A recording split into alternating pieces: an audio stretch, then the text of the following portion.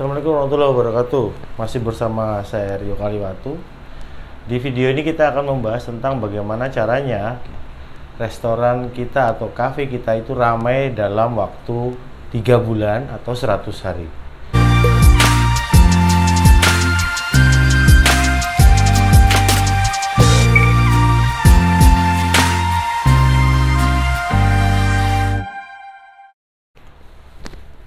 Assalamualaikum warahmatullahi wabarakatuh. Nah, ini tahap ketiga nih.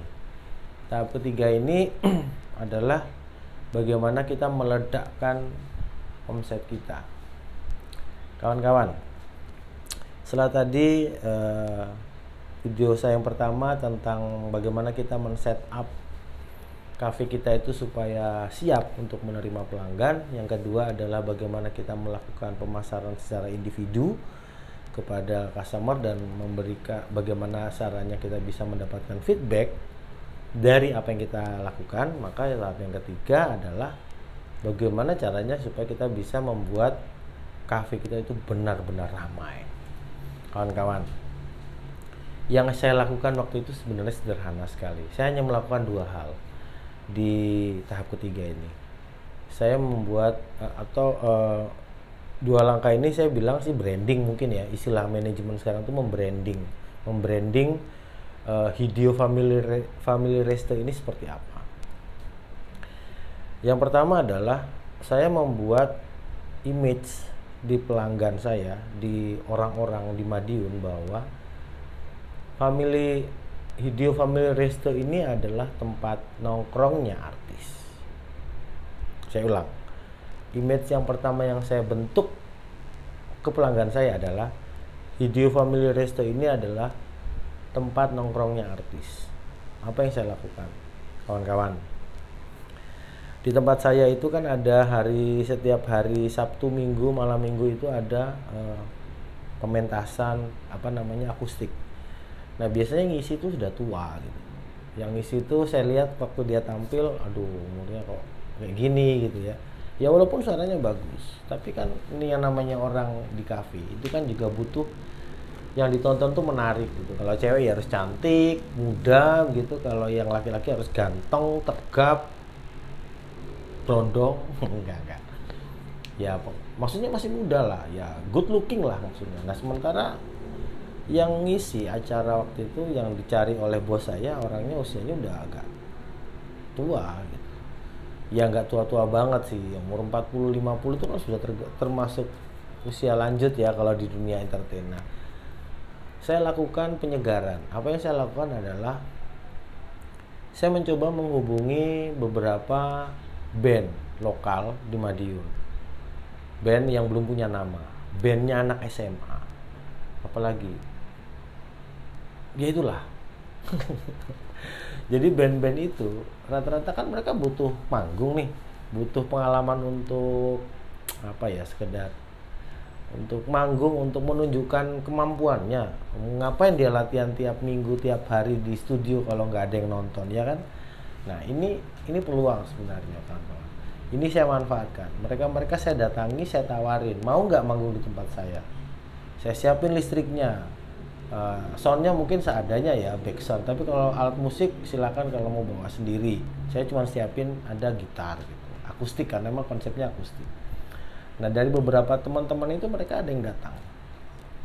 Nah, saat mereka datang, saat saya sudah deal dengan mereka, saya sampaikan bahwa mereka boleh mengajak teman-temannya.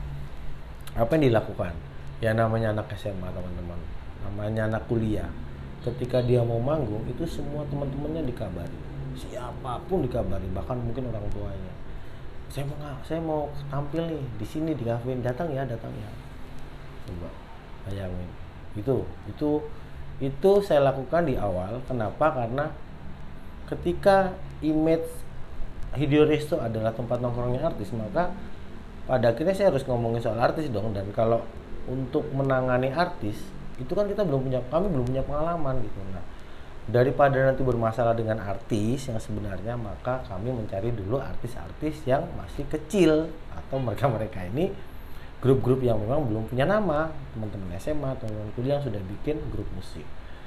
mereka untuk tampil. Nah di situ kita belajar tuh bagaimana melayani orang-orang artis ini gitu ya. Ya walaupun skupnya masih ringan. Nah setelah beberapa kali dan dampaknya lumayan, tapi belum besar kawan-kawan. Dampaknya kenaikannya belum signifikan. Belum sampai 300% ya. Masih mungkin sekitar 100, nggak nyampe 100, masih 50% lah. Itu yang berikutnya saya lakukan adalah saya mencari daftar nama artis yang akan manggung di Madiun. Di mana nyarinya? Saya nyarinya ke dinas perizinan.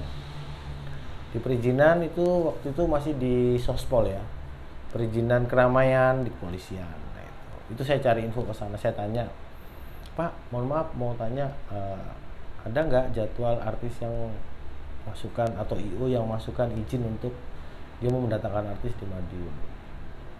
Nah pada saat itu ada 2 artis yang saya ingat.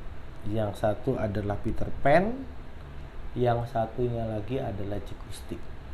Nah 2 artis papan atas nasional di Indonesia ini. 2 artis ini akan manggung di Madiun di bulan itu. Yang saya lakukan adalah saya berusaha mencari informasi sebanyak mungkin tentang kapan 2 artis ini datang, kapan 2 artis ini manggung, nginep di mana dan sebagainya, lengkap sak manajernya, siapa namanya. Saya mencoba untuk mengenal dua grup musik ini karena target saya adalah bagaimana caranya 2 grup musik ini yang memang datangnya tidak bersamaan itu mau datang ke restoran. Kebayang? Mereka datang ke restoran tapi kita nggak perlu keluarin uang untuk bayar mereka. Anda sudah tahu gimana caranya? Nah ini saya kasih tahu caranya. Belum tahu kan? Saya kasih tahu caranya. Jadi yang saya lakukan adalah waktu Peter Pan datang, itu yang datang pertama kali adalah Peter Pan.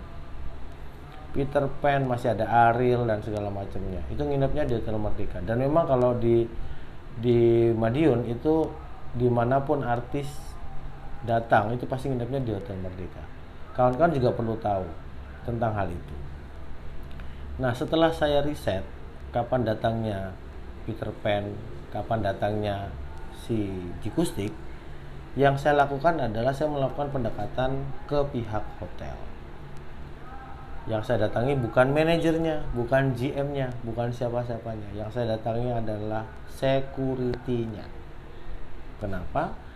Karena satpam atau security inilah yang tahu kapan artis itu datang, kapan artis itu keluar. Karena dia yang ada di depan kan, dia yang tahu. Yang kedua yang saya dekati adalah bagian resepsionis.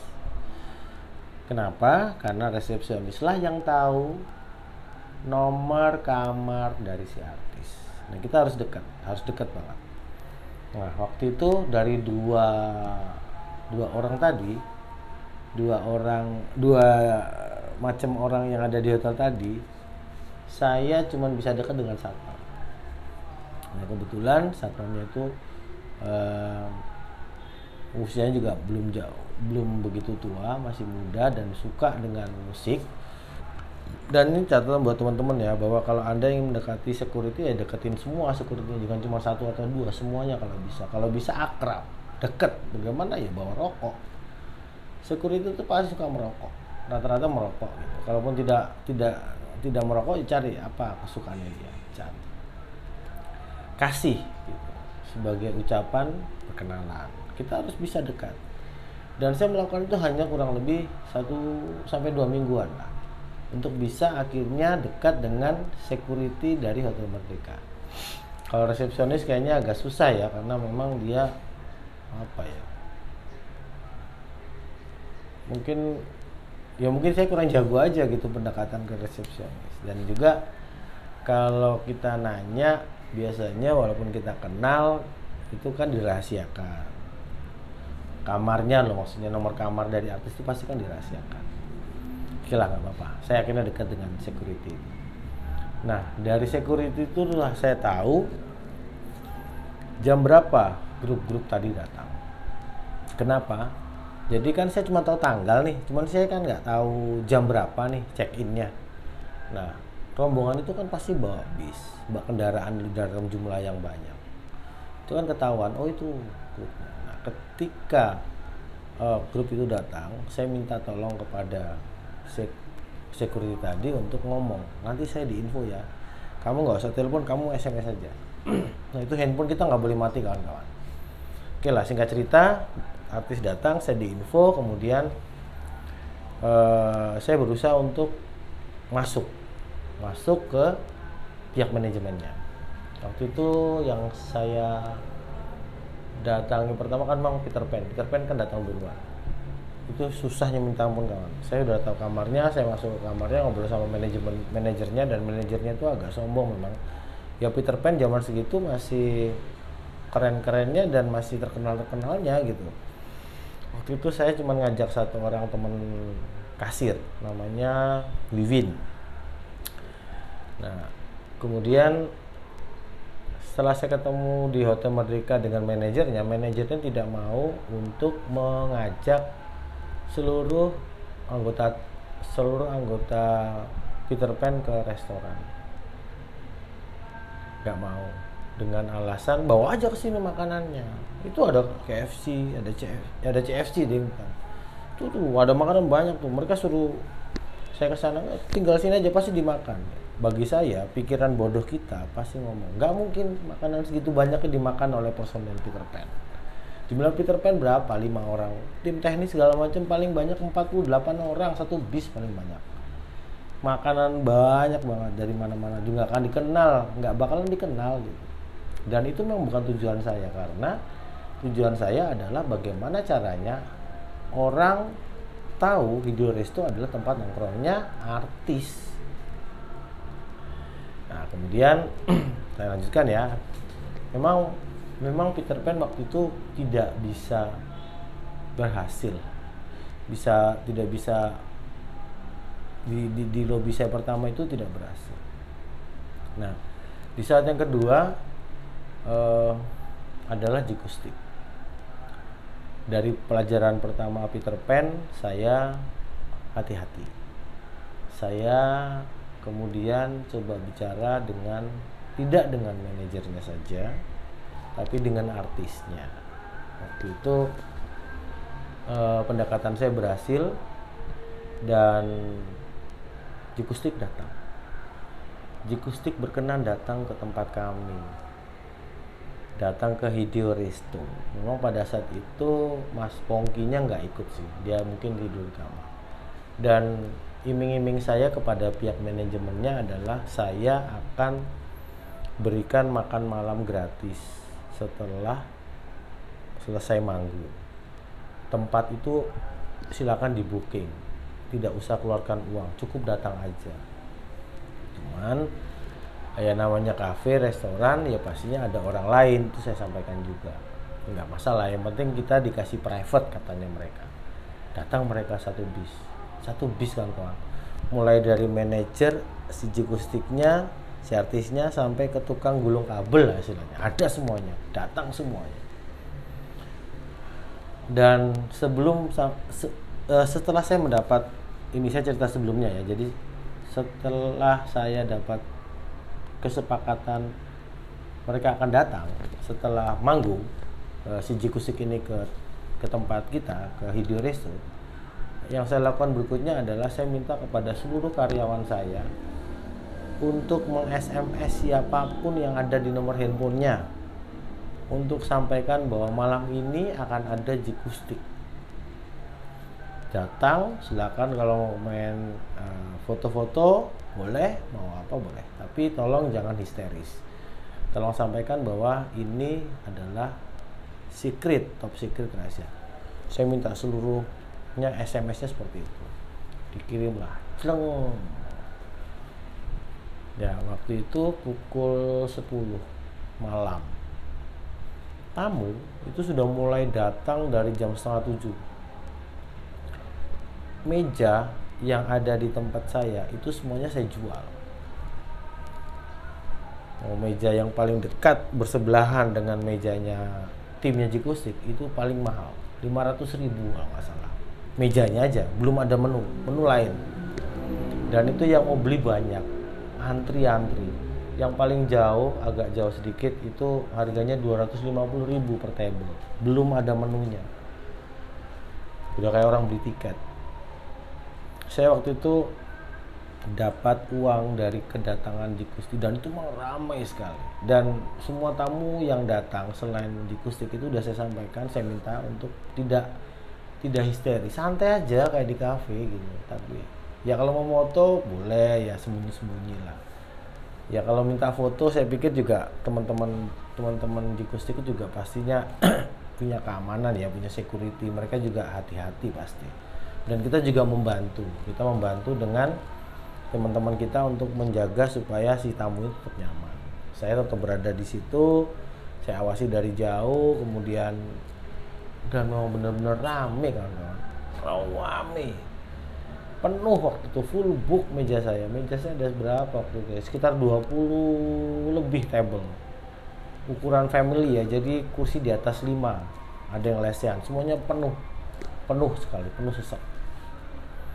Dan sejak saat itu setelah, nah ini kuncinya. Pada saat si artis ini pulang, kita kan memang rugi ya, makan tuh waktu itu hitungan saya habis hampir 2 jutaan lah mereka makan itu, tim itu. Tapi yang saya dapatkan dari pembelanjaan tamu yang lain termasuk penjualan table aja udah hampir sekitar 10 jutaan malam itu saya dapat. Ya untuk ukuran kafe bambu banyak itu, semalam itu makanan, minuman gitu. Luar biasa.